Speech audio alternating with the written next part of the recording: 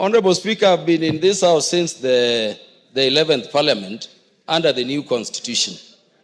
And we approved commissioners here, led by Madam Sarah Serem. When they sat, they took their business as the business of dealing with this Parliament. After that, Honorable Speaker, we again approved the second SRC commission under this Constitution. And Honorable Speaker, you remember the first commission had people like Oloa Ringo, who started the Parliamentary Service Commission.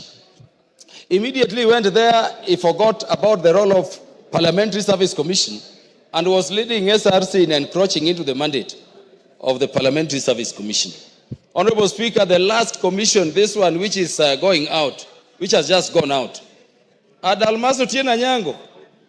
And Honorable Mbui and others will confirm to you how eloquent Dalmas used to be seated from where my brother is seated there. About the place of Parliament, how remuneration should be organized.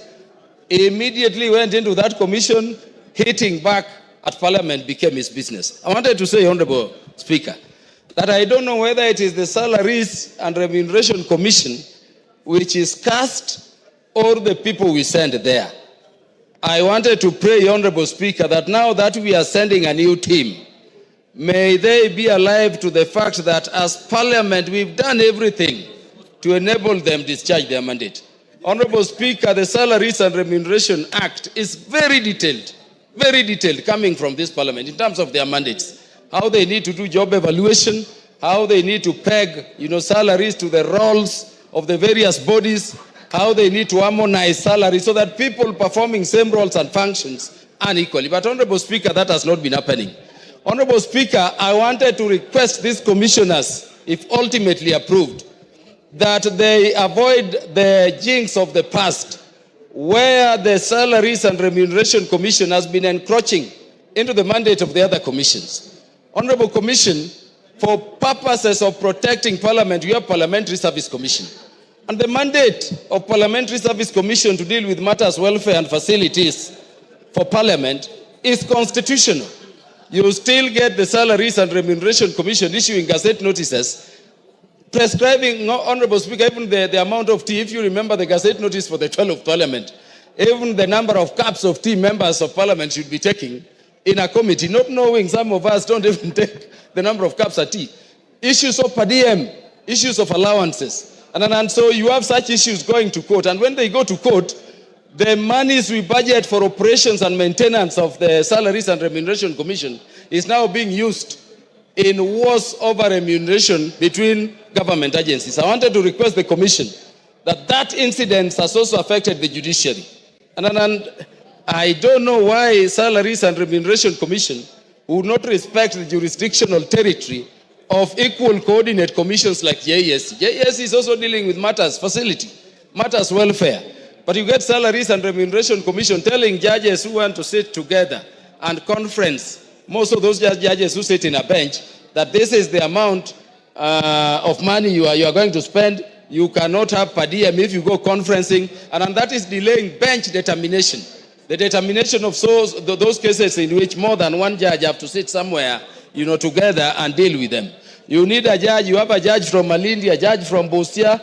They are convening in Nairobi. A judge cannot travel because Salaries and Remuneration Commission, not knowing how the judiciary operates, is encroaching the mandate of JSC. I wanted to say, Honorable Speaker, that beyond the law, we have really facilitated this commission. This is a commission, Honorable Speaker, which people thought should be part-time. Because how long should it take a commission to determine and harmonize the pay for various state bodies?